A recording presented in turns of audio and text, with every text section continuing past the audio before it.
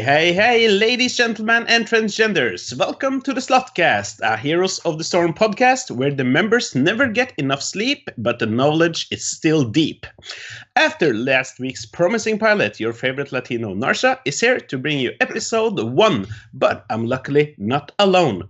We have a stable of co-hosts, and like a dirty uncle, I today got 2 young boys by my side. And first, a welcome to Hidde. Hidde, how are you doing, my young friend? I am very good. I'm not that young. I'm 20. Thank you very much. That's pretty young. Compared to you, maybe. Yeah. Next up, we have with us the brawler from Belgium, Ray. Hey guys, I'm also not that young. I'm also 20. Point made. Best intro. Intro. You guys are straight out of puberty. Come on. Well, so you guys winning the games this week? Yeah. We won our lounge game against COB 2-0. Pretty good. Pretty good. Was very nice. Same here. We also won ours against Magdeburg Esports, is the full name, I think. It was pretty okay.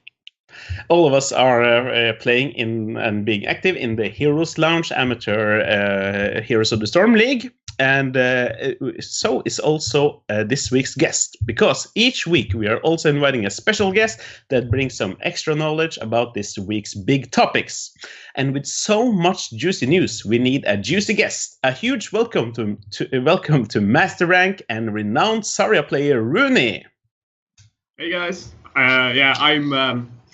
I'm Rooney. I'm the Zarya main. I played over 200 games of Zarya, and I'm pretty decent, so I would say there. I'm also not that young. I'm also 20.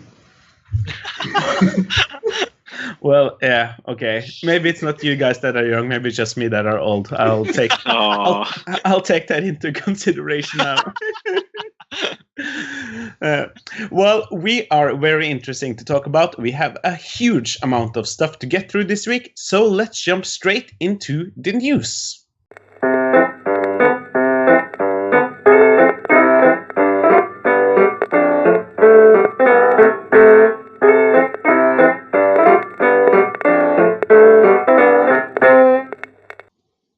First out, we need to talk about the latest hero addition to the Nexus, Overwatch Cyborg Ninja Genji.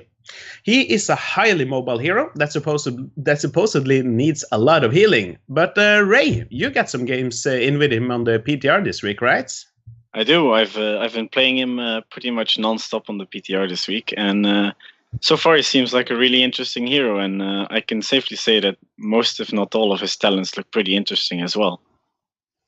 Together with the new map, of course, which is, of course, of the same Overwatch team. I'm pretty stoked as well to see him on live. How powerful does he feel? Actually, I haven't played him yet on the PTR. I did play a little bit with friends, where we could see him a little bit in action, but I didn't really feel that he did that much damage, but the range on his W seems insane, or is that just me? Yeah, the range on his W, indeed. It looks pretty insane as well, coupled with the fact that it does reset when you get a kill with it, means that he has an exceptional amount of mobility. As far as damage goes, I think he has roughly the same role as in Overwatch. He doesn't do all that much damage, especially not at range, since he only has his shuriken and basic attack to fall back on. But of course, once you hit that level 10, he does have those 2 very powerful ults, with Dragonblade, of course, being the most iconic of the 2. He can turn into an absolute monster, because you have to keep in mind that while his W does not reset if you do not get a kill, coupled with the Dragonblade heroic, it does actually reset if you get a kill with that. And Dragonblade does have some respectable damage. When you guys say W talent, I'm guessing you're meaning the E talent, the swift strike, the huge dash. Yes. Oh yeah, that's what I mean. Sorry. Yeah. I was about to say, since when can deflect reset and give you range and stuff? Yeah, sorry, we didn't mean swift strike. Yeah. As he gets his shurikens on Q, where he throws out 3 shurikens, deflect, which is kind of a weak protect on W, and the swift strike on E. How the range does he feel like? Is he a melee or semi-melee, like Cassia with a short range, or does he have like a decent good range on his auto attacks? He does feel a little bit like Cassia. Of course, his auto attacks work a little bit differently than most heroes, where the first strike you have to actually stutter step, but the rest you can freely move as Tracer. Oh. Yes, so it does feel a bit interesting. It also adds to the amount of mobility he already has. So while he does have a bit of the shorter range, which is a bit like Cassia, he does have an incredibly big amount of mobility. So I wouldn't say that the range bothers him as much as other heroes.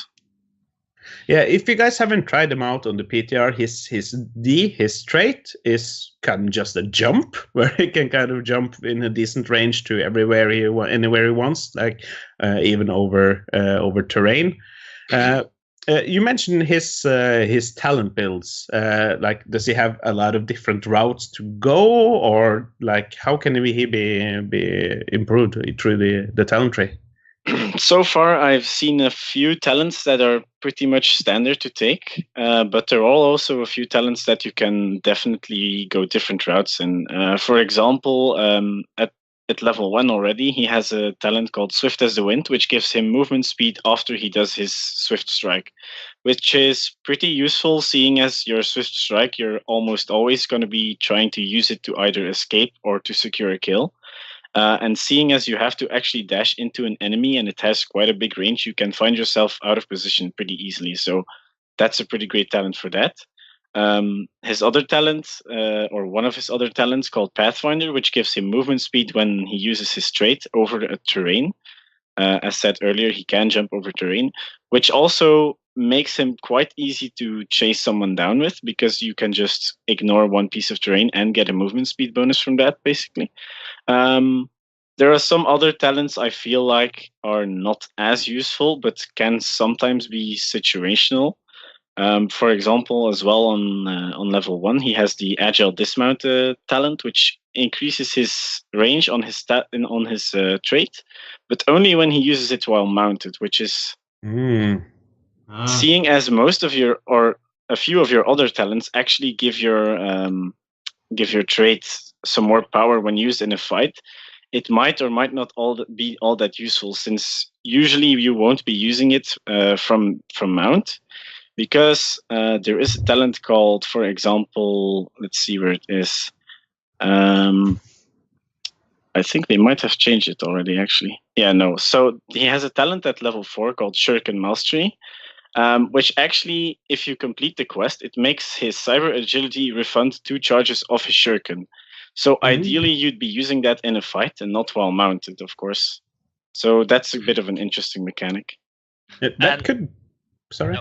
Well, of course, the talents and stuff are interesting, but what ult do you think is going to be the more prevalent one? Because most heroes usually have like a singular ult that is being picked, with the exception of Li Ming, with both ults being very powerful. Do you want to go like with Dragonblade, or do you want to go with, I think, X marks the spot? Pretty much, I don't know. I don't think that's the name, but I'm pretty sure X marks the spot. You slap down. Yeah, I'm pretty sure X marks the spot is some kind of exhibit song or something, but yeah, X strike, or yeah, what's it called? It is called X strike, yes. Yeah. I feel like both ults can be really powerful, but so far, Dragonblade, it lasts for an entire 8 seconds. So you are able to get a lot of damage if you can constantly use your lunge. But during that time, you need to be very careful, because, of course, hearing that ult go off will, of course, prompt your enemies to immediately start focusing you. So you are going to need a decent support, at least, to keep you alive during that time, or your ult is going to be, of course, completely wasted. Whereas X-Strike is actually a lot faster. It can deal some area damage because it is so short, but it still covers a wide area. So I feel like both ults are, for now at least, viable. You might, of course, be thinking of using X-Strike in a more crowd control oriented team because it does heavy damage when you manage to hit all of the strikes. And of course, we can't really forget the level 20 talents, which make both of them really insanely strong. But if you manage to survive until the very late game and go for level 20, I think personally, X-Strike is the more interesting ult, actually. What's actually interesting is if you compare, what brings me to this is team comps around Genji. Because there was I've played a good bunch of Overwatch. I only played season 1. We got like 60 something ranked, and right there at season 1, Genji was really prevalent in that they just stacked a lot of healing and shields on top of the Genji, and he just Dragonbladed everyone into oblivion. Could you be seeing the same here in Heroes of the Storm, where you just stack Uther and then I don't know, Zarya on top of it and just shield him to death, and there's no way to deal with him anymore? I definitely think that's a possibility because his Dragon Strike, if it's neglected by the enemy team, it definitely deals a lot of damage. And a Genji in your back line using his Dragon Blade and being divine shielded with the new Uther, for example, is something you really need to worry about. So, like, from the sounds of it, like, does he play like a kind of a Illidan? I would actually say until he uses his Dragonblade ult, not really. Because you don't really want to be in a fight constantly. You want to stay at a range where you can disengage, because he does die extremely quickly once focused if you don't have your deflect up. So I think it's a little bit different, to be fair. So like a Tracer? Yeah, actually, Tracer could be a little bit more apt because you only really want to go in when you can absolutely secure a kill. The difference with Tracer, of course, is that because of her auto attacks are completely independent from stutter stepping, it's a little bit easier to dart around your opponents, whereas with Genji, you do actually need that initial stutter step. So I'd say it's a bit of a mix between Tracer and some other auto attack heroes. Yeah, I guess I'm excited to see how people play him in the regard of the use of the E. Like, does E stands for engage or escape, kind of like both actually. Both. Engage first. Definitely both in this case. Yeah. Because it can be used as an engage, but if you get a kill, it can immediately be used as an escape as well. So. Mm-hmm. Yeah, we were playing on the PTR a little bit when that dropped last week. And especially when you go in for that kill, sometimes you might find yourself behind an enemy gate because the range is so far.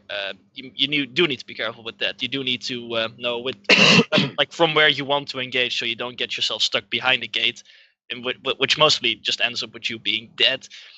But it is very nice that if you get that reset, you can just get straight out of there again, and then with your trait just put some distance between you and your opponents that might try to chase you after you get a kill. I think the ideal circumstances you will be wanting to use your kit as Genji is that your team is able to lock someone down for a short duration. With that, you are able to angle yourself that you land right behind the target that just got locked down. You unleash your combo with the deflect, possibly an ult to secure it within the 2-second time frame to reset your E. Then you dash back out via another target. So if that target dies within 2 seconds, you can jump right back in and use your ult again and just start memeing people with damage. Speaking of deflect, by the way, I think we've seen some really interesting videos lately, because deflect deals a set amount of damage actually per tick of damage. So something like a Li Ming laser, for example, while using deflect will quickly melt herself. Also, I think deflect gets interrupted if you get stunned. So it's so you do get the protected. But the moment you get stunned, even like doesn't matter how or when, the deflect just stops, and I don't think it actually deals any damage back as well. If that does happen, if it stops, no. Yeah. Okay. So so what do we think? Like, is he gonna have like an immediate impact on the meta? Like, does he seem really strong? Are we gonna get some nerfs before live, or is it just gonna fizzle out No, I think it will take time before people will find a way to use Genji. I think it's going to be like with Greymane, yeah. He's definitely hard to play as well, so I think it will definitely take some time. He does have the hyper mobility for him, so that is like if he ever does find a good comp, it's either going to be a comp with really a lot of CC. Like maybe you could pair X-Strike with something like Graviton Surge if you land it on 4 people, with Graviton Surge being buffed in the latest patch. Rooney not happy with me saying that. Don't game. But maybe that might be a combo you might want to try if you want to meme in quick match or something. But I think Genji, with his hyper mobility, he can be a very strong hero, but it really depends on how much damage he is actually able to deal, to how viable he's actually going to be in the meta. Yeah. From the sounds of it, I think I'm gonna ban him out in my Hero League games. Not necessarily because he seems really strong, but to make sure none of my team picks him up. Because he seems like he needs some time to get into. With Genji, we're also getting a new map, which is always really exciting for us Heroes players. This time it's called Hanamura, and it's straight out of Overwatch. It's a 2-lane map, and like Towers of Doom, the core can't be attacked directly. Instead, we are escorting payloads from one point to another, and when a payload reaches their destination, they shoot one shot at an enemy core, and each core has 7 health. The map has some new mercs that drops items instead of pushing down a lane, which we are used to. The items being 3 dragons that reveal your opponents, a turret you can place anywhere or on a payload, or an item that gives you a kind of Malfurion heal on all of the team. In addition, the mercs give much more experience than usual. So, who has got some games in on the PTR? Obviously, playing on the PTR a lot. I've got a fair few, and I've got to say I've heard a lot of people that are not a big fan of the art style of the new map, but I personally am a big fan. I love it a bit. So what don't they like? Doesn't it feel enough like an Overwatch map, or it is pretty different to what we're used to? It's definitely different. Probably coupled with the fact that there's a fair few of different gameplay mechanics as well. So I think a lot of people might be a bit offset by the amount of difference there is with traditional Heroes maps.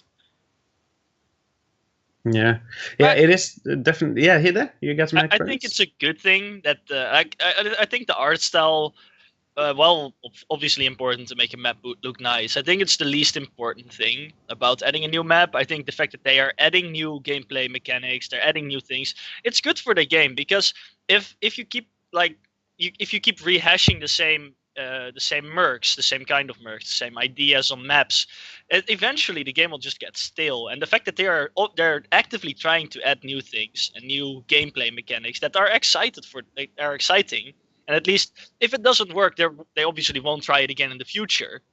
But it does make the game a lot more exciting to play. Mm.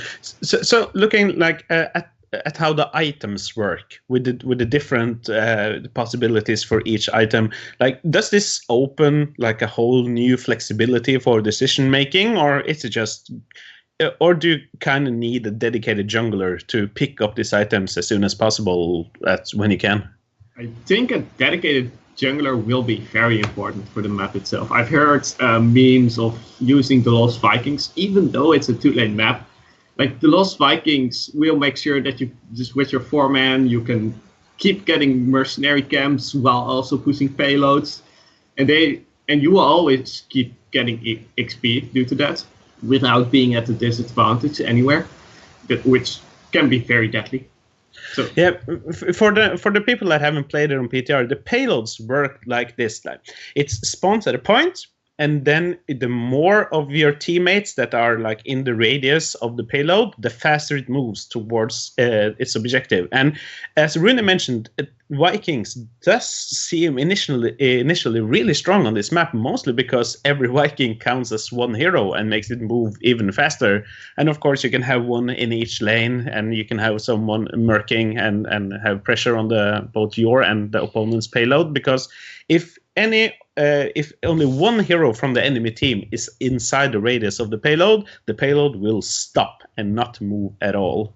So yeah, the Vikings does seem pretty powerful here.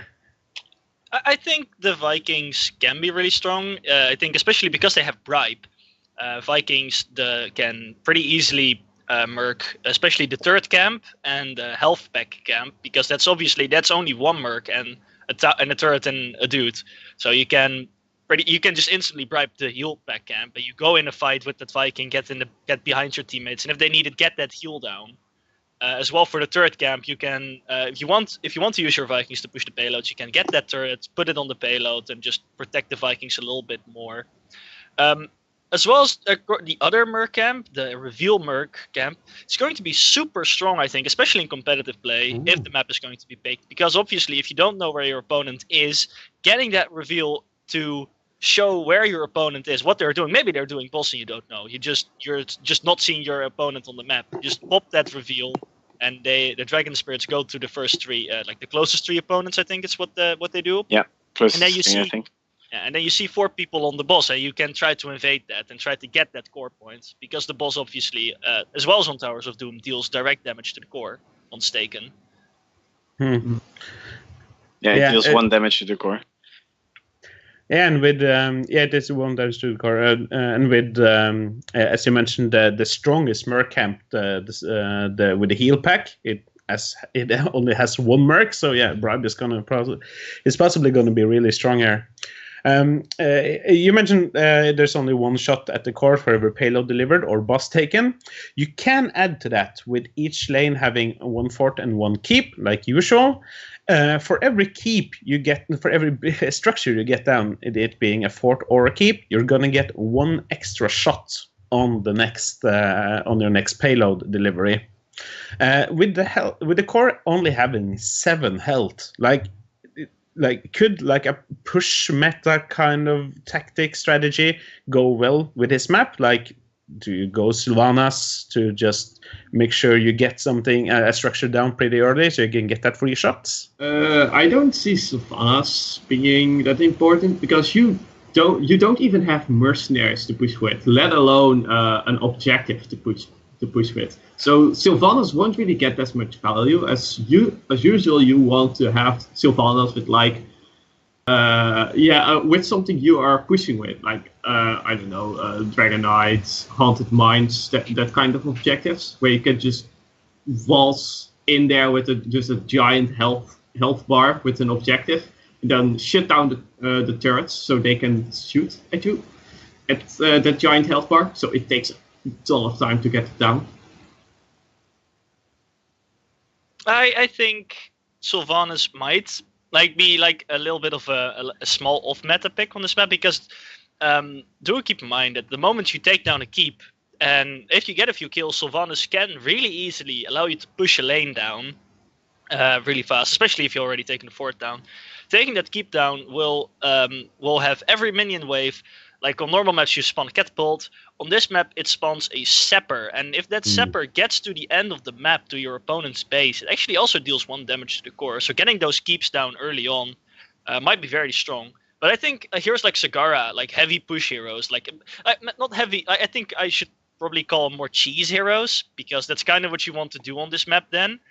You want to have the Nidus network, you want to just split lanes, get globals, just outpush your opponents really hard so that they can't actually deal with you pushing lanes and then getting more core points really fast. The moment you get your structural advantage as well, it's going to be very hard for them to fall back from a fight, because there's no fountain in the mid lane. You're going to have to rely on that health pack from the merc camp, and if you don't have that, you're in a severe disadvantage in a fight.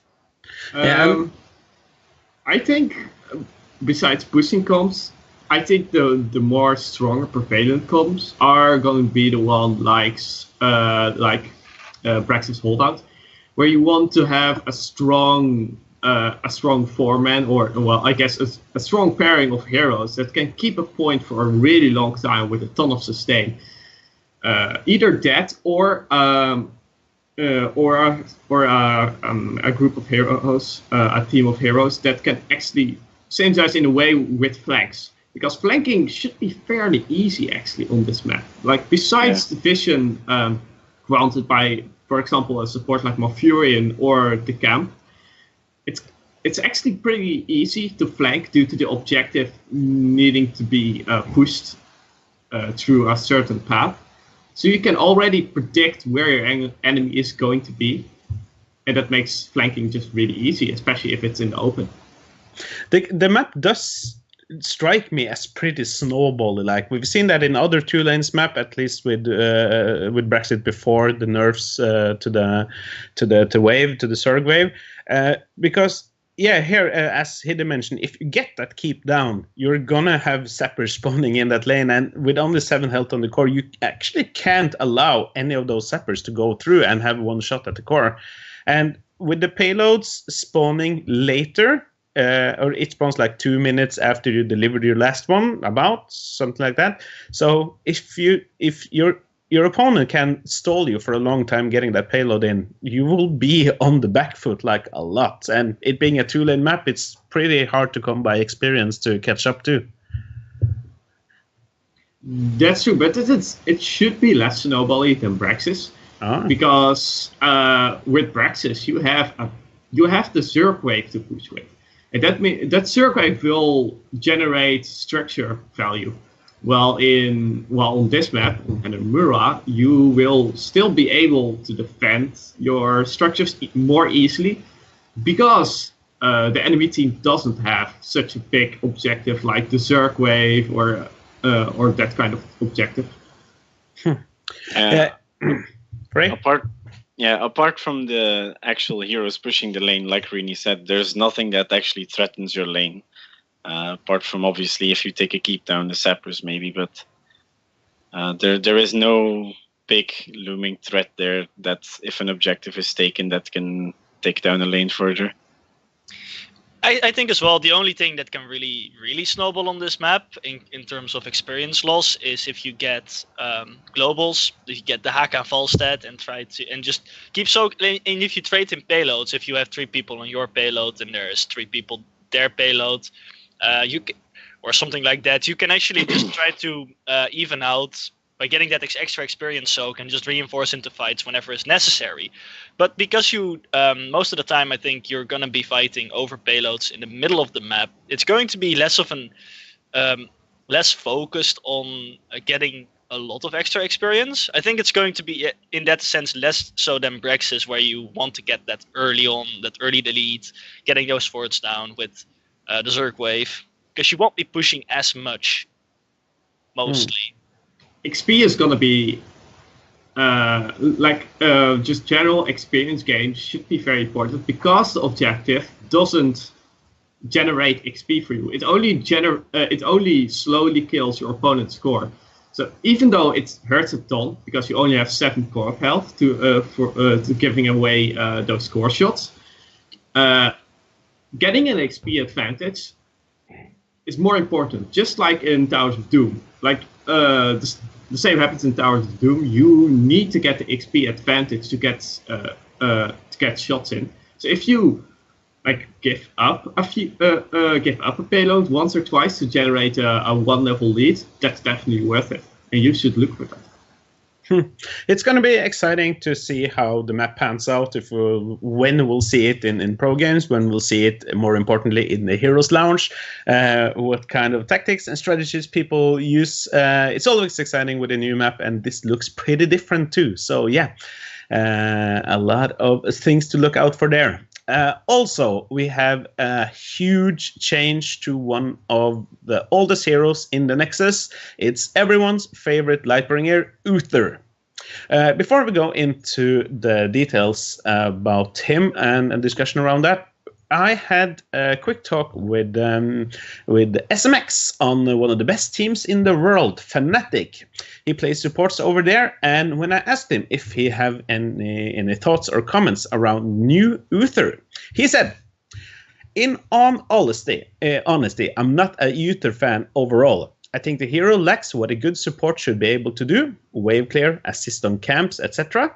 His sustain healing is also incredibly weak, and right now sustain is the name of the game. Now, I'm not saying he's unpickable, since you obviously can come up with some use of Divine Shield and dive someone, etc., but I just think other supports are better overall. And the change, I think, was for the weaker. As an Uther, half of your kit is dying and healing from your dead form, the spirit form, or however you want to call it. Splitting the heal onto yourself and giving you armor just hinders or makes it harder to die and get use from it." I followed up with a question about if this will lead us more into a double support meta, which some people already are afraid of that we're going, especially with the Auriel change we're going to get back to later, where he said, "I already feel double support is overrated and easy to play around on most maps. Double support meta was mostly made to counter the Zarya, Tas, Valla-ish meta, and casually picking a double support should not be as strong if it's not against that. But I'm not sure if that's what it does. It might. Adding damage and utility in ways will always make it more likely to see double support, but I'm still not sure if the Auriel Uther change will have a huge impact. We'll just have to wait and see." As none of us are really support mains, it was good to get some insight from him. Have any of you looked into new Uther? Are you excited? I am. You go first. The first thing I saw was I think it was the level 13 talent that when you auto attack something after using your Q, it heals everyone. I thought, no, that's super OP because your passive gives F1 armor then? Yeah, no, that doesn't work like that. I was kind of bummed about that. That's about it. I looked into the change. I from time to time I like to play Uther. Uther is one of those more bruisery kind of healers that wants to be on the front line as well, stunning people. And I think Blizzard with the change didn't address one of the core problems that Uther has. As Maxi said as well, he doesn't have good sustain. His cooldowns are super high. They didn't change that. You can talent for cooldown reduction now on level 1, but it's not. I don't think it's going to be good enough to make him better than Rhaegar or Auriel or Malfurion, obviously being so good. Lucio carries him as well. And his mana is still going to be kind of a problem, I feel, because his mana costs also didn't get reduced that much. And I feel those are like the main problems that you have when you want to pick Uther. You don't pick Uther because you want to have a good sustain in the fight. He has nice burst heal, but it's on a 12-second cooldown, so you can't do that a lot. If you pick Uther, you usually would pick him to empower like an Illidan or a Kerrigan with Divine Shield, or to get that point-and-click stun in with the Divine Storm afterwards, just to try to lock one target down and just blow them up. Make sure that the opponents can't deal with anything. But I mean, with the changes, Uther is going to be played like that still. I don't think the changes really are going to impact him in a very super positive way.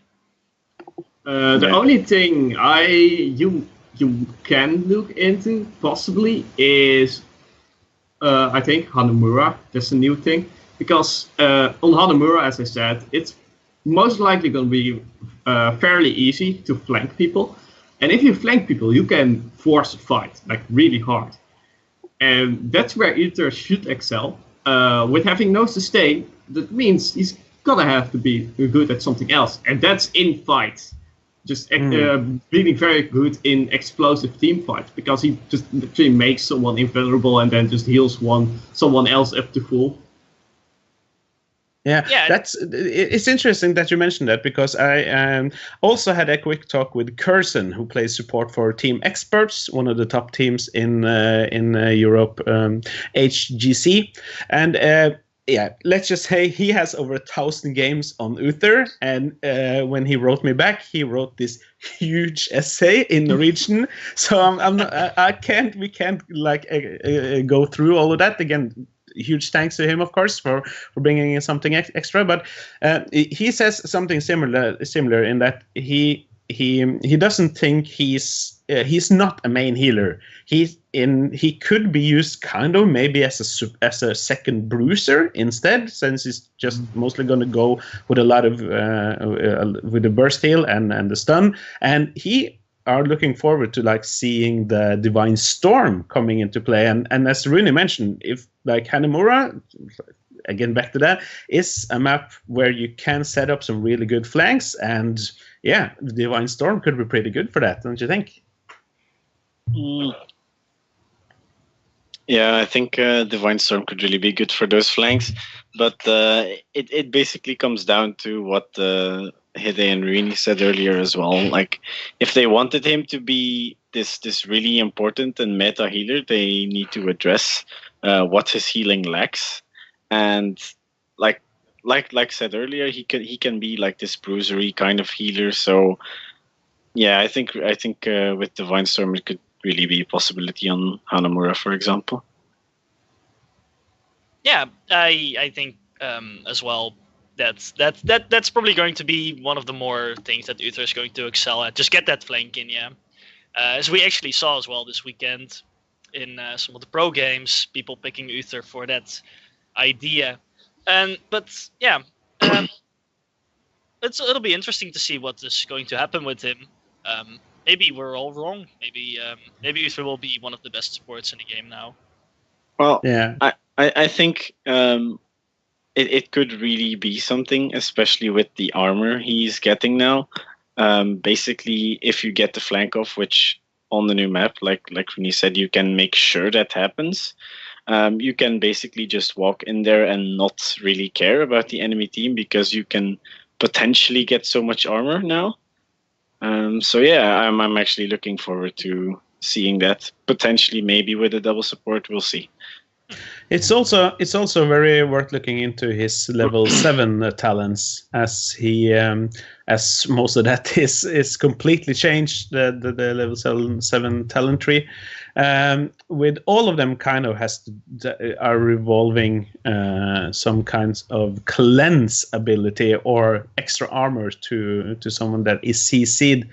I'm gonna see if I can look it up here really quick. The idea is that the only thought I had is like when all of his talents on level 7 have something to do with CC, like either your Holy Light recharges 100% faster for 6 seconds when Uther is stunned, rooted, or silenced.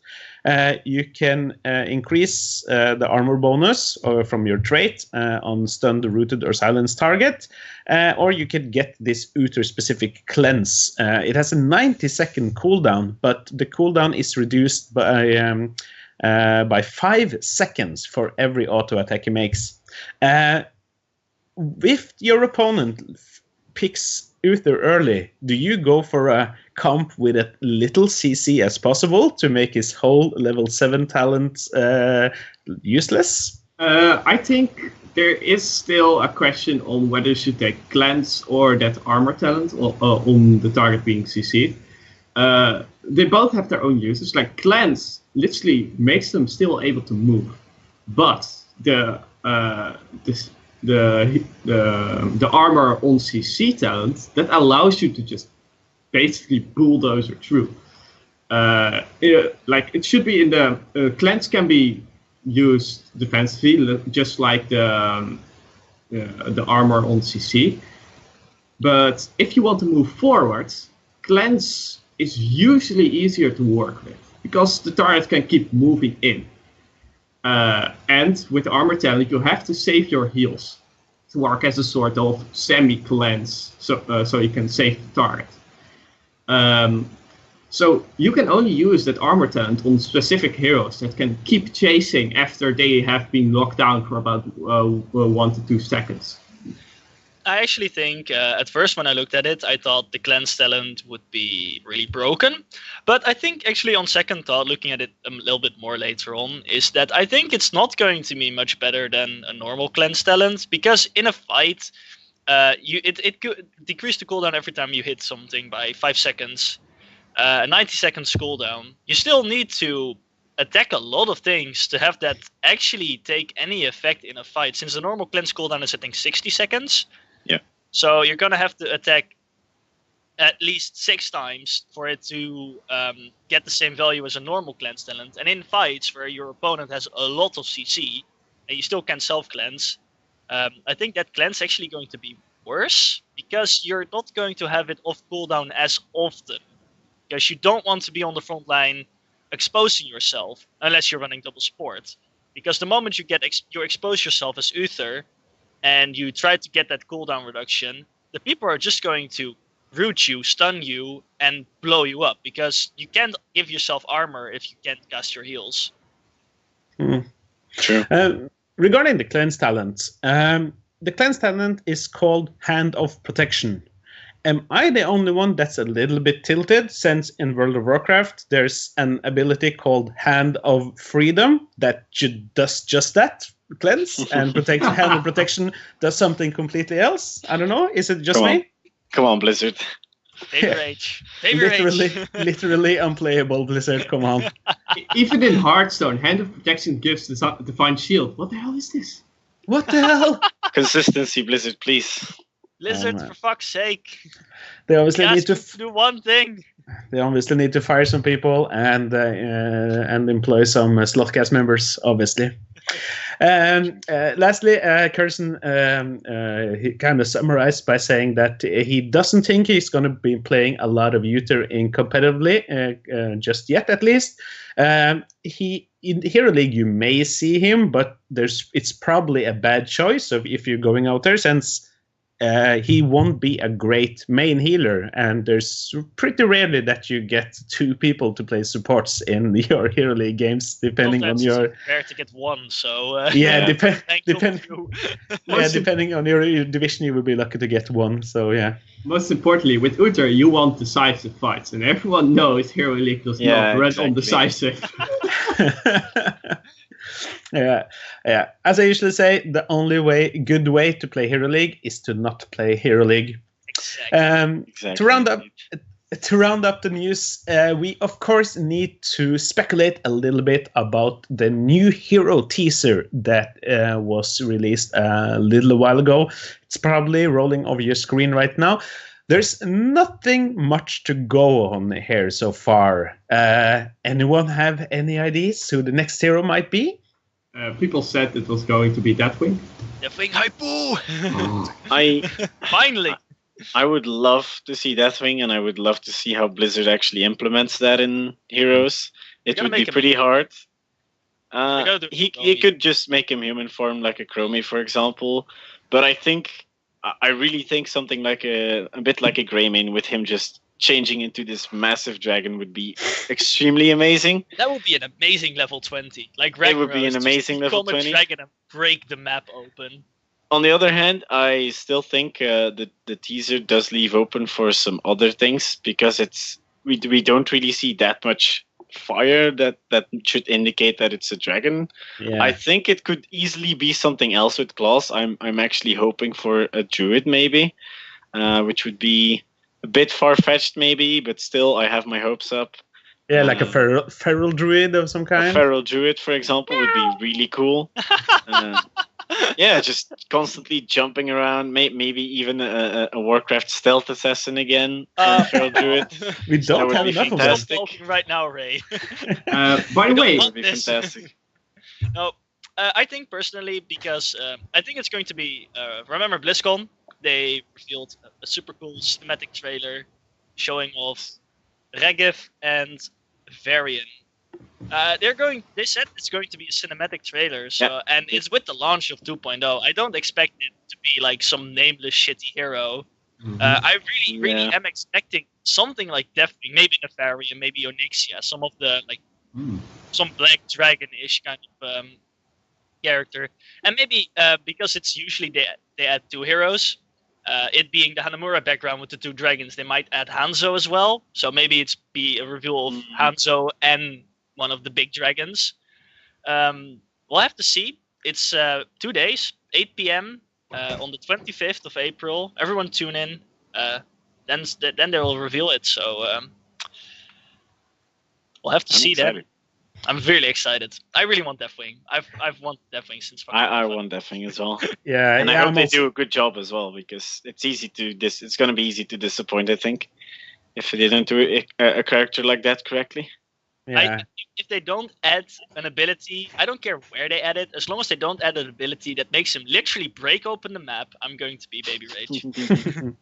Yeah, I'm also pretty hyped. I'm not sure if it's a dragon light like that. I don't know. It's just then this teaser seems kind of like not huge enough. Like when they released Deathwing, it's like he's huge, it's flames and it's destruction and everything, and it kind of doesn't look like that. But I'm really looking forward to the cinematic trailer. Like if it's anything near what they did with Ragef and Varianef, then I guess we're in for a good treat. There is still a lot to be said about these topics, and looking forward to seeing how the new map and hero will play out. But for now, we're taking a short break before we go into some of the Heroes of the Storm esports. So I'll see you in a few.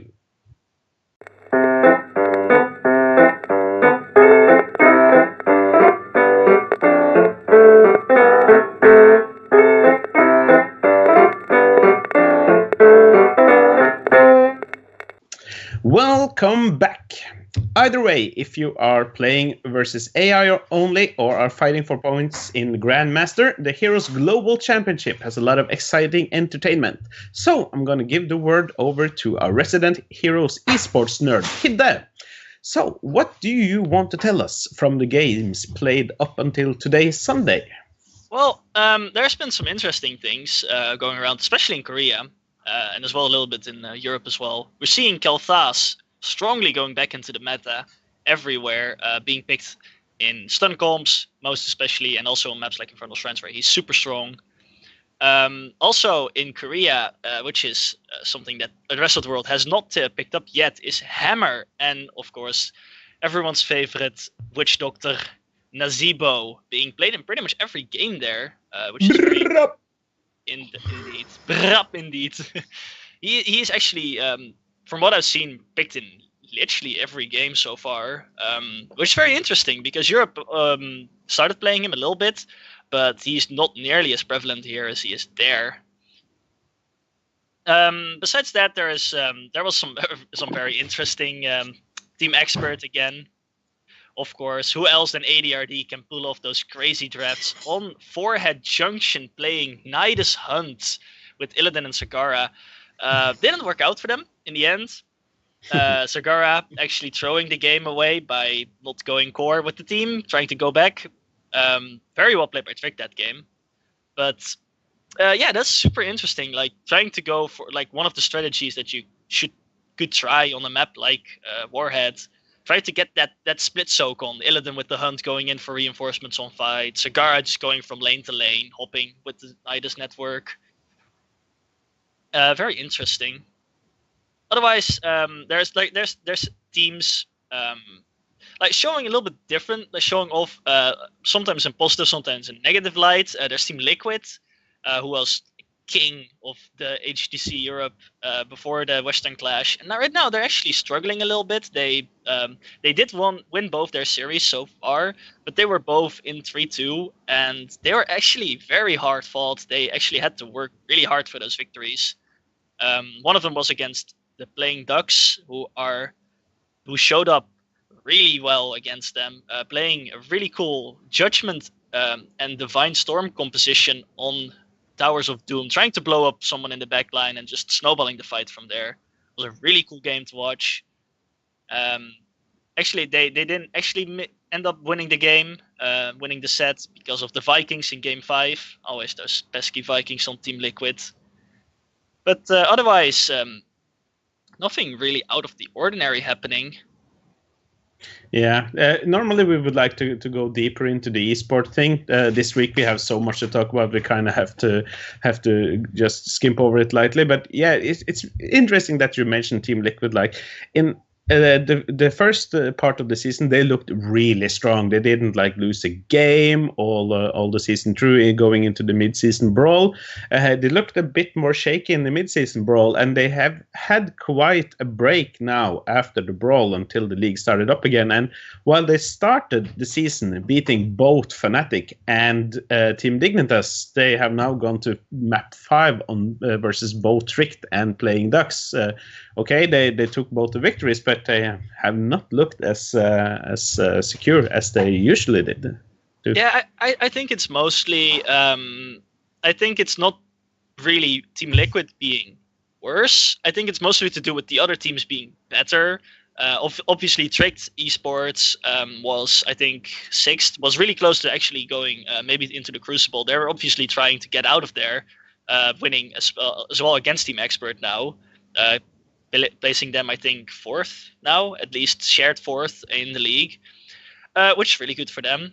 And I think as well, the thing on the Clash, what we saw is just the dominance of Fnatic up until the finals, obviously, where they lost against Dignitas. But Fnatic showing that they don't play around, especially against a team like Team Liquid. They showed they almost made it look easy at the Clash. I really think Team Liquid needs to step up for them to not fall behind, actually, because the first place at the end of the season gives you a free pass to the mid-season brawl. In the number 2 and 3, I think, have to go to a qualification tournament. I'm not entirely sure how that's set up, but obviously if they want to keep that first place, they're going to have to show up next week against Fnatic, I think. Let me actually check the schedule for that next week. Team Liquid are playing Synergy today, actually. Today is Sunday when we're recording. Yes. They're playing, yeah. Yeah, and next week on Saturday is Team Liquid going up against Fnatic. That's going to be they're going to have to show up that day. They're going to have to show that they're still really good, that they're still the best in Europe. And if they don't, they're going to lose their first place spot to Fnatic, actually. Yeah, and Fnatic does look really strong. Like we saw them against Playing Ducks yesterday. They made it look super easy with a 3-0 win. 2 of those games they had decided in around 10 minutes. And Playing Ducks is not a bad team, like in any sense of the word. They, like as you mentioned, they really showed up against Team Liquid the round before that, taking them to Game 5. And yeah, it's going to be interesting to see if Team Liquid can catch up to the rest and be prepared for Fnatic next week. We're gonna skip this quickly through the rest. Over the pond, and NA looks like NA. NA actually, oh my god, NA. Yeah. There was a very interesting, let's say interesting, that's probably the best way to say it without actually offending every single NA person. There was a very interesting game between the bottom of the standings being Team No Tomorrow versus Guildforce Esports, the best team in NA right now, at least according to the standings. They actually lost to Team No Tomorrow in a very interesting fashion because the last 5 to 10 minutes of the game, Team No Tomorrow actually played with a bot Muradin because Erho had, I don't know what happened exactly to him. He had to leave or something. Maybe he disconnected, his internet went out. And they actually managed to win at 2-2 against Team Guildforce with the bot after a pretty colossal throw at the boss, which was not actually what anyone expected. It was really funny to watch, though. And yeah, NA being NA, I suppose. Yeah, Mr. Structoid better than NA. Yeah, we can't go much into NA. Like it's just that kind of fiesta, I guess. But it's definitely worth noting that the Muradin won Game 5 for No Tomorrow against the Guildforce Esports, which is considered to be pretty good. We're gonna show you that in a second. It does seem like the top teams in both Europe and NA and Korea, for that sake, and with the Miracle playing black as we record, look very solid. it's decently close overall. That was pretty much it for what we had time for esports this week. We're going to have another short break, then dive into the latest patch notes and balance changes, while you can have a look at Muradin carrying in a minor region. Put it in. Yeah.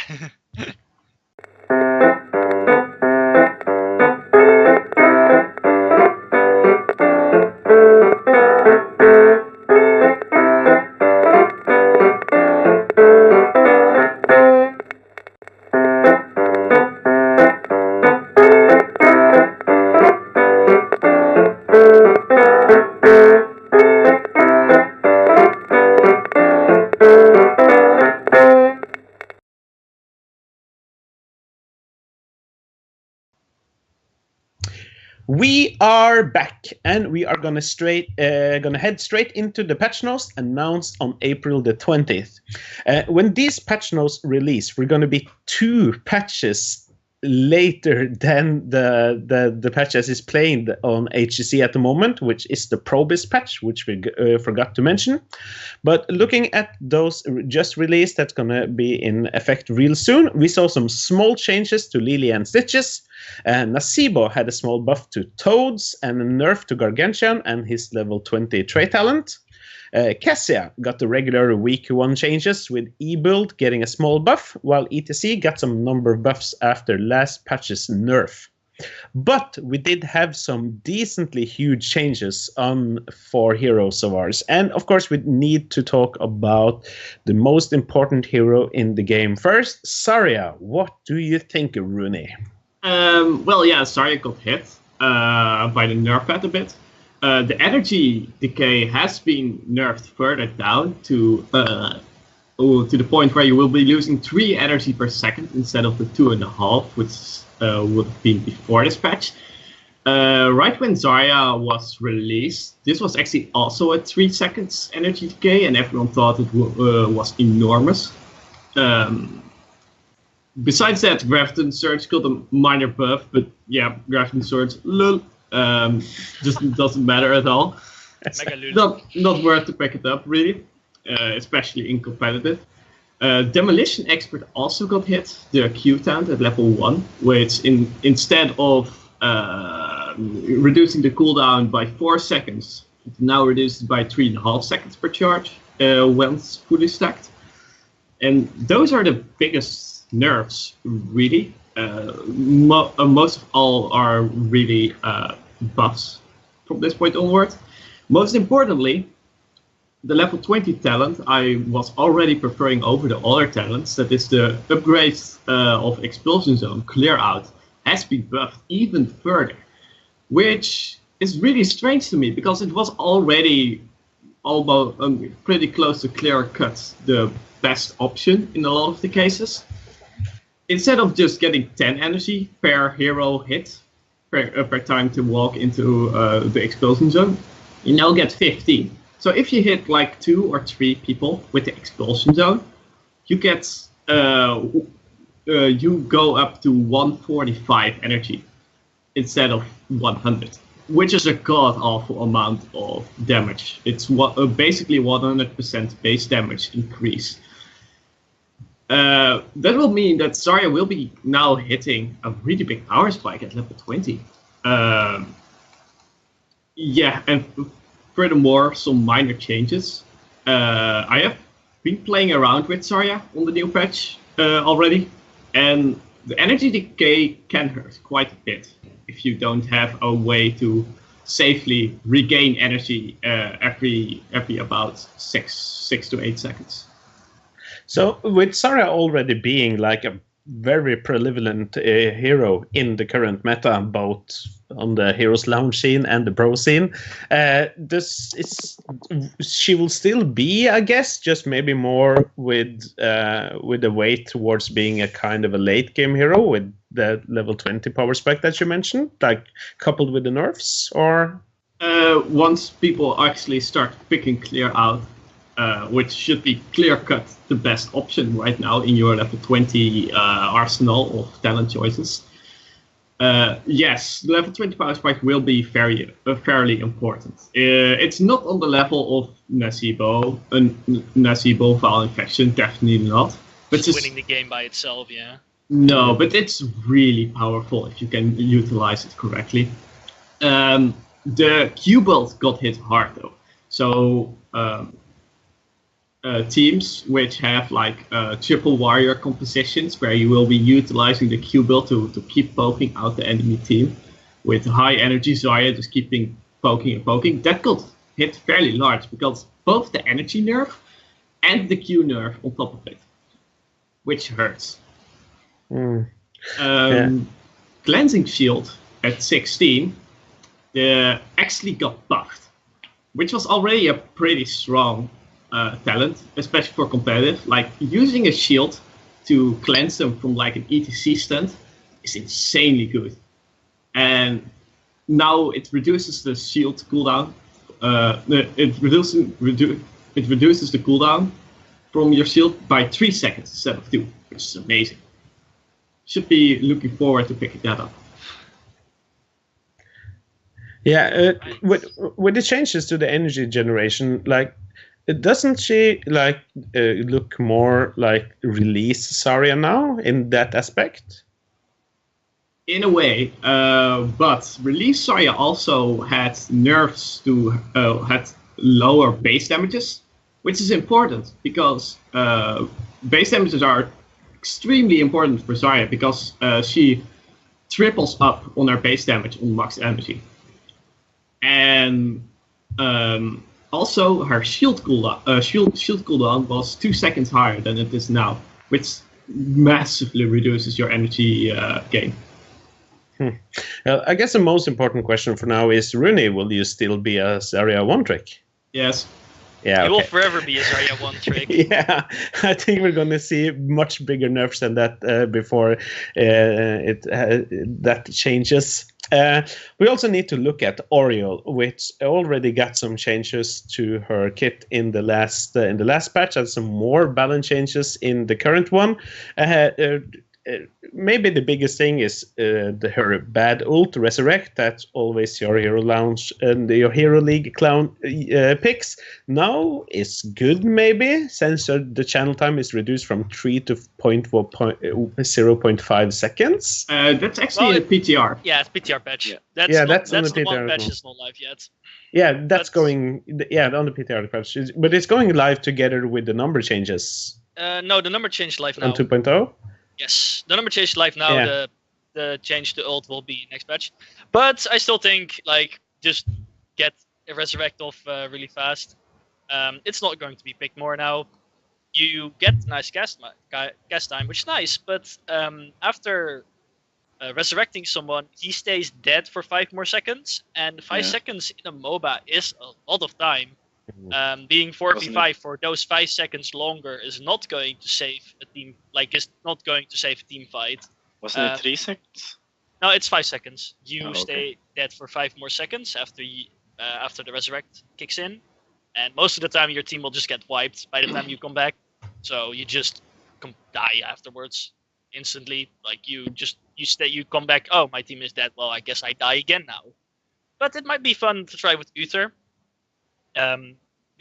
Obviously Uther's trait, keeping him alive after he dies. If you can resurrect him instantly after he dies, he can get a lot of trait value and actually come back and contribute to the fight afterwards.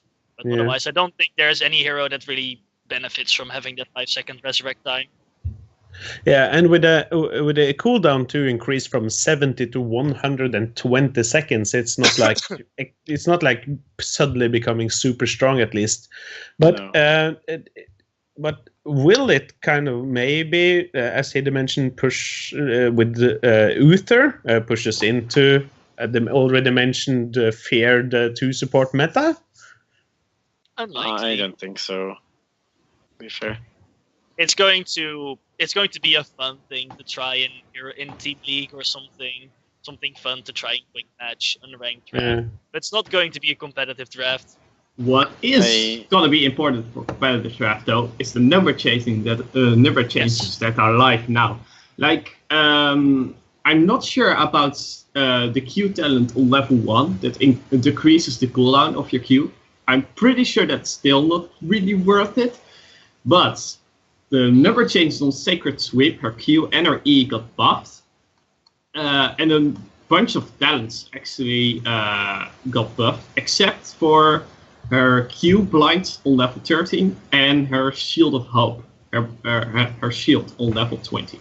Those got nerfed, right? Yeah. Yeah, the cooldown increased on the Shield of Hope on 20, and the blind duration decreased on 13. I think this is good for Auriel. I think the changes are overall good.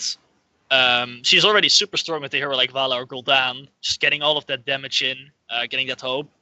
The fact that her damage got buffed is going to allow her to get some extra hope herself. The quest talents got buffed.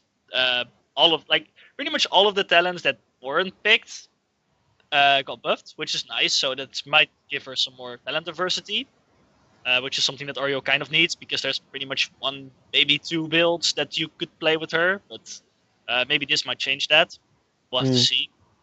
But another hero that will always be a standard bearer for the 2 support meta is Tassadar, that also got some changes yet again in the latest patch with the plasma shield, the Q talent, which makes him a shield bot. The duration is decreased, but the shield amount is also decreased from 550 to 475.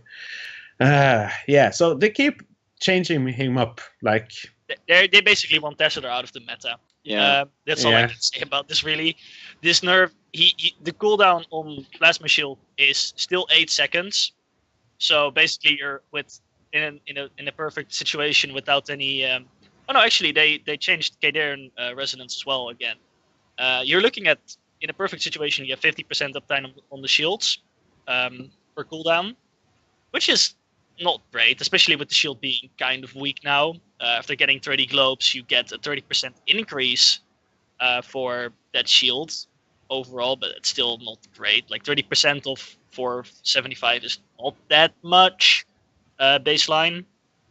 Also, nerfing more Q talents. That after the nerf to the armor talent, they're now nerfing the movement speed talent, and they want people to pick the life speed talent for some reason, which is not really a great talent. And they nerfed Twilight Archon. Instead of refreshing the full cooldown, it now only increases the duration by 2 seconds. However, there has been a buff to Force Wall, and late night I was playing against the Tassadar and with the Tassadar, and they both had that stupid ass talent. I was getting memes extremely hard by that. I couldn't move at all. That's definitely annoying. You have basically a 100% uptime on Wall. It's absolutely ridiculous. It's so annoying to play against. 4 second cooldown on Wall is pretty funny, though. I gotta give him that. That's a nice change. I like that. But Force Wall is pretty much a meme talent with how strong Archon is right now. There's no real reason to ever pick Force Wall ever. I do not agree with that. There is situations where you would like Force Wall, but in most situations, Archon is going to be the better pick, because Tassadar lacks a lot of damage with the way his auto attacks are, which actually got buffed. Instead of dealing 10 damage, he now deals 12 damage. A whole 12 damage. Yeah, so much damage. Archon deals so much more damage. The fact that Tassadar's basic attacks are useless.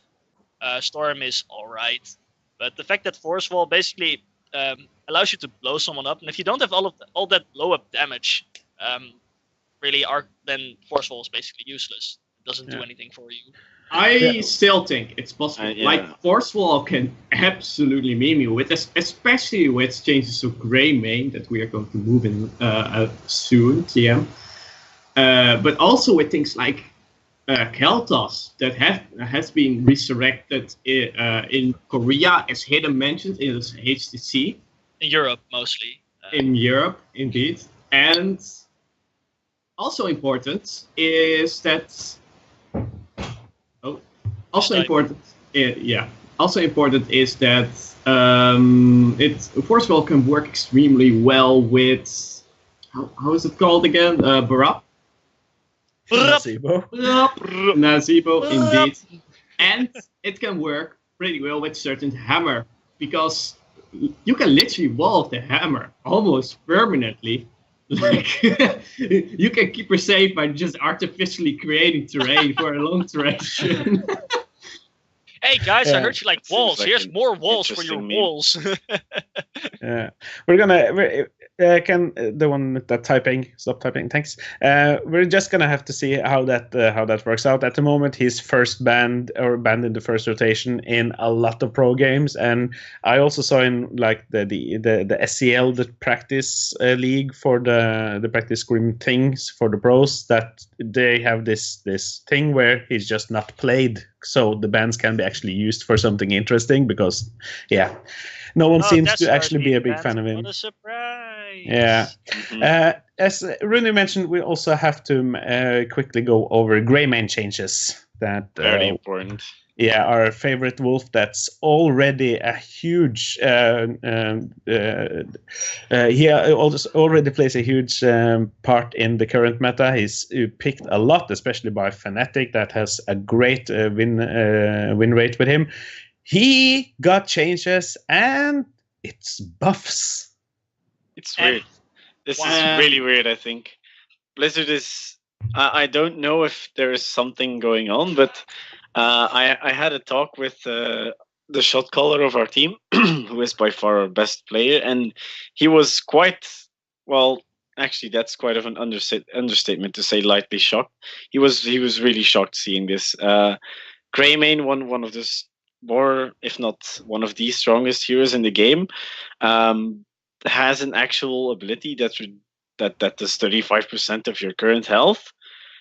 Buffing that hero The 4G. seems like a weird thing to do, in my Yeah, opinion. It's already the preferred ult for most people that picks Greymane these days. Like, it has a super short cooldown, it does a lot of damage, and it can make sure you can just one shot with like jumping in with the wolf straight away. A lot of I think a it lot of really squishes.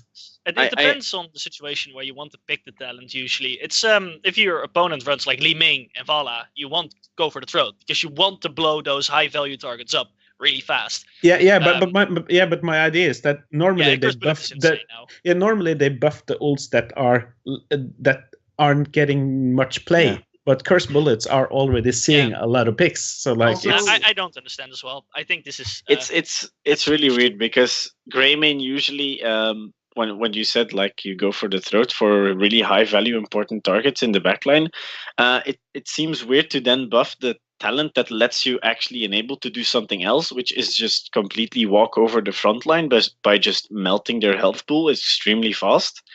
It seems weird to me. Yeah. I see no reason to go for the throat anymore. Actually, like, why go for that Vala? Just completely obliterate their front line with a millisecond. Like, there is no reason. Like, even if you get into position to jump on the Vala to lock it down, Silver Bullet is gonna deal as much, if not much more damage than go for the throat. Even though it's not a finisher anymore. Like, if you're in range for go for the throat, you can just finish them off with the E auto attack Q.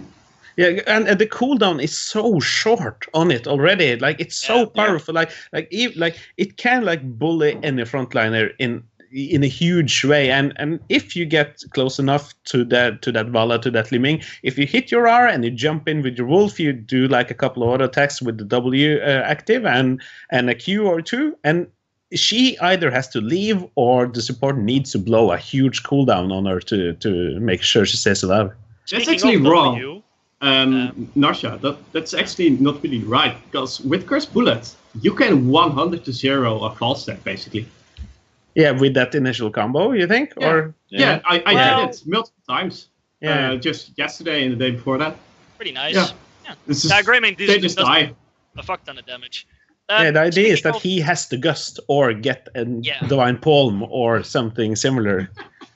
There's also another small change to Greymane, which is I think maybe as impactful as the Cursed Bullet change, is the fact that Inner Beast now baseline has Wolfheart. Wolfheart Or a being part a of talent it, at that's least. used to decrease the cooldown of Viper auto attack of the W. Now it's his baseline. Every time you auto-attack during... this is active, so this is going to be super strong on a map like BoE. You're going to reduce your cooldown by 0.5 seconds. You can also pick Wolfheart on level 1 now. It increases that cooldown reduction from 0.5 seconds to a full second. But I think the chain... Wolfheart's not going to be picked more now. Wolfheart is going to be still an alright talent, but most of the time Cocktail build is going to be prevalent. But the fact that they gave him that... that baseline cooldown reduction is going to make Greymane so much stronger because he's going to have a lot more DPS when he jumps in because he's going to get those auto attacks in, whether that's from ranged, whether that's from melee range. When he's in Worgen form, he's going to get those cooldown reduction in, and he's going to be able to get that inner beast up more often now, which is, I think, not something that Greymane really needed, to be honest. Yeah, I don't really agree with that though. It's not really super impactful. Like I've played a bunch of Greymane last couple of days, and you don't really hit the benchmark to make it a big cooldown reduction. Like you need 8 auto attacks to bring it to what it was before it was changed. Usually you don't really hit that much more than like 12 to 15, and that's like a 2-second reduction on your inner beast. It isn't that much, really. It's not that impactful. The cursed bullet is much more impactful. Yeah, cursed bullet's definitely going to be a big change. But I think like you need to look at it like this: like when you're on an immortal, trying to burst that down, getting that cooldown reduction for free, and not having to pick a talent for that is pretty strong because you're going to get a lot of auto attacks in, especially also in lane. If you're going to be in lane, you're going to be using your inner beast to clear faster before your Q build is really on full strength.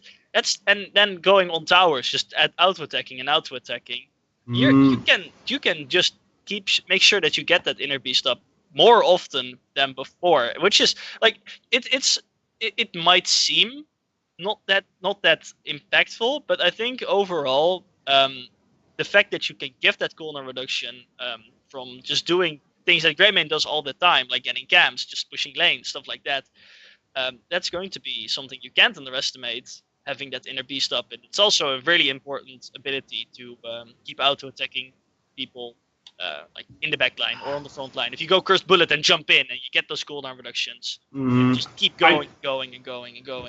You underestimate, because 8 auto attacks is a lot. Honestly, like even with the immortal, like when you're racing with an immortal, you cannot get like you cannot get like 15 auto attacks in, and even then it's only like 3 seconds cooldown reduction. So no, you will not be able to get that many auto attacks in. Things die when Greymane auto attacks usually. And that means you will not be able to keep it up for a very long time with long-ass combos. You will not be able to do that. However, it is a buff, most importantly. It's definitely a buff. It's a nerf for bad Greymanes that are not able to get the 8 auto attacks in to get it to what it was before. Usually you are still able to get to like 12 to 15, which is like a 2 to 3 second extra cooldown reduction on the ability, which is a fair amount for such an important cooldown. Yeah, that's like what I've meant, like from playing Greymane a little bit since the changes. I really do feel like I'm getting more value from that talent than before. Just getting that cooldown reduction. That 1 second, 2 seconds might make a pretty huge impact in a fight. This is definitely something to think about for all the ambitious Greymane players out there. Get your auto attacks in. We've already gone over what we're aiming for with time, so we're gonna finish for now. That was all that we had time for this week. We'll be back going deep into the game we all know and love in a week's time. Thanks to you guys that showed up. Hida, have you enjoyed yourself today? Definitely. It's always fun being here, even though it's just the second time. Ray, you got any last words or shout-outs? Not really. Just had a lot of fun. Shout out to your team.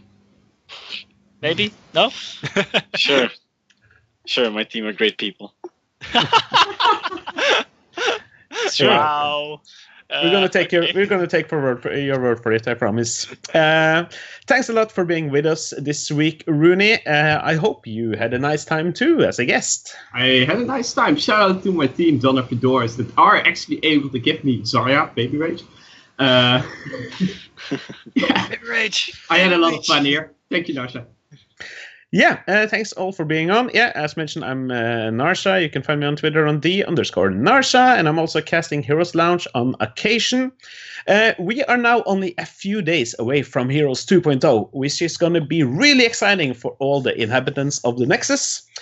You should all look out for the Blizzard launch event that is streamed on the 25th of April. It's going to have a show match on the new Hanamura map between Fnatic and Dignitas, followed by a brand new cinematic for the new hero. 8 p.m. CEST. Mark that shit in your agendas.